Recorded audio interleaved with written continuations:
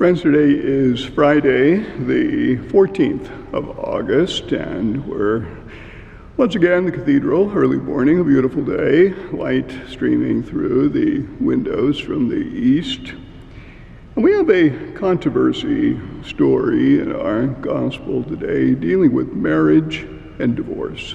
Marriage and divorce. So obviously it's a challenging gospel, one perhaps not so easy to preach on, but in any case it is important. And the controversy is the Pharisees approach Jesus and they test him. Okay, a controversy story. And they say, is it lawful for a man to divorce his wife for any cause whatever? Is it lawful to divorce his wife?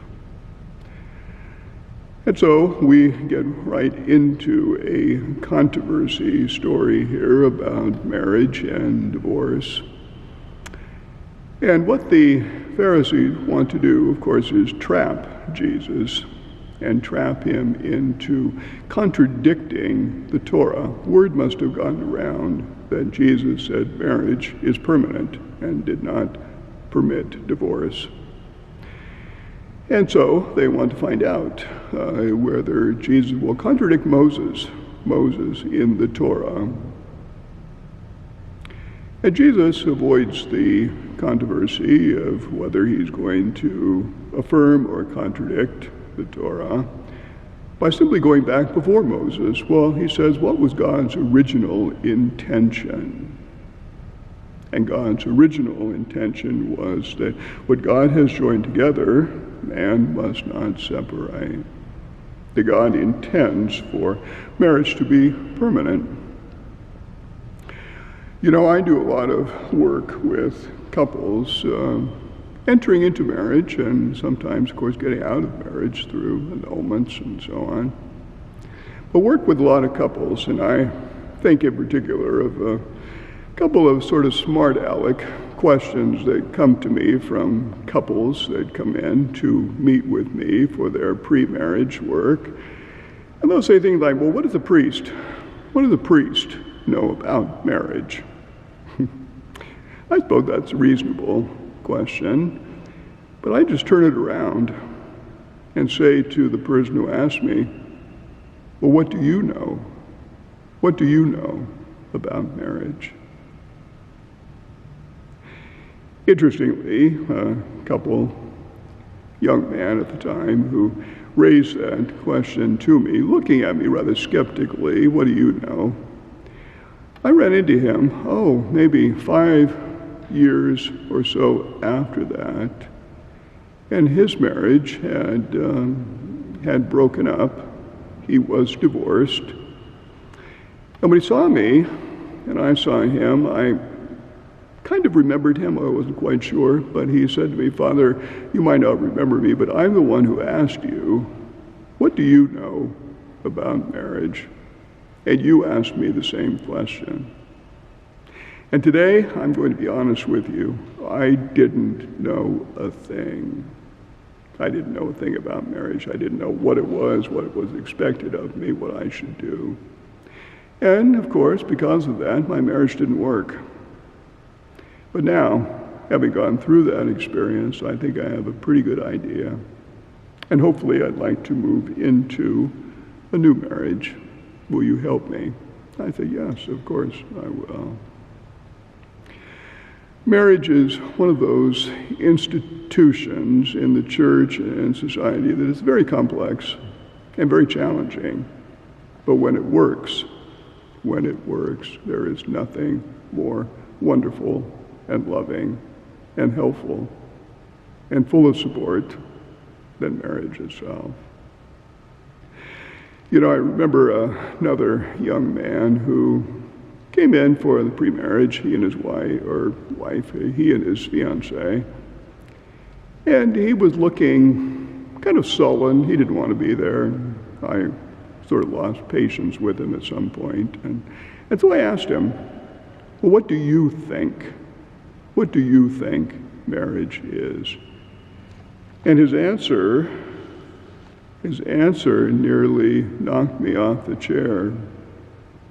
And it's something that I've repeated many times because he summed up marriage so beautifully in just a few words.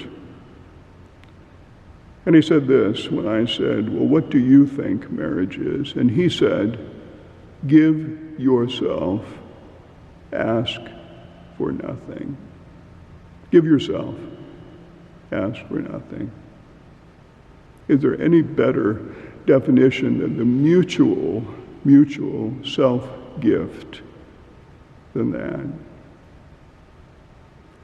And going a little bit deeper into some of these questions related to marriage, I remember a couple who came in and they wanted an outdoor wedding.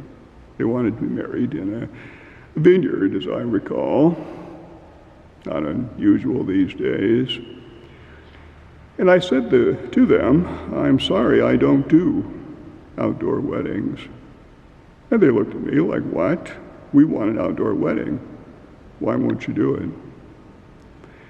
And I said to them, I do weddings and celebrate the sacrament in the church. And they said, well, why? Why do you do it in the church, but you won't do it outside? And I said to this couple, because it's not about you. They were a little surprised. I said, it's not about you. It's about God. It's about God. And the vocation from God that you have received. You have been called by God to marriage and to live a good married life. And you depend upon the grace of the sacrament to live that life. The grace of the sacrament which will allow you to live in a permanent and faithful and life-giving relationship. Permanent, forever. Faithful, one man, one woman. And life-giving, which sometimes we mean, brings children, but sometimes it just means brings life itself. Marriage is a sacrament, and we say about sacraments that they make present and become real what they symbolize. What does marriage symbolize? The love of couples, love of God for the church, and so on. Makes that present, and thus we have a wedding in the church. Makes perfect sense. And when we speak of it as a sacrament, two things come to mind: that there is something more than meets the eye in a married couple that loves each other. St. Paul tells us the love, the sexual love even, the intimacy they share, is the intimacy between Christ and his church. Christ and his church represented in the love of a couple. But take it one step deeper, and it's an icon, a married couple, an icon of the Trinity itself. What holds that Trinity together? Love. Love. An icon of the Trinity. And so one could go on and on about why we celebrate this sacrament here in the church. And, of course, the most important thing is that it celebrates your vocation. Your vocation. Now, I know that's not going to be convincing to everybody, but it makes perfect sense to me. Jesus, ultimately, in the gospel today, gives a kind of a hard lesson where he says it's not God's original intention that couples should break up and divorce. We know it happens in our society. I know perhaps more than others. I work in the tribunal and work with couples as best I can. But everybody wants the idea. When a couple marries, don't all couples want their marriage to be permanent and faithful and life-giving? That's what we pray for. That's what we celebrate in the sacrament. If you're married, hold that thought. If you're looking to marriage, hold that thought too. And give thanks for the many blessings God has given to us. We'll see tomorrow. Tomorrow is the Assumption, feast of the Solemnity of the Assumption, and we'll have a few words about that feast tomorrow.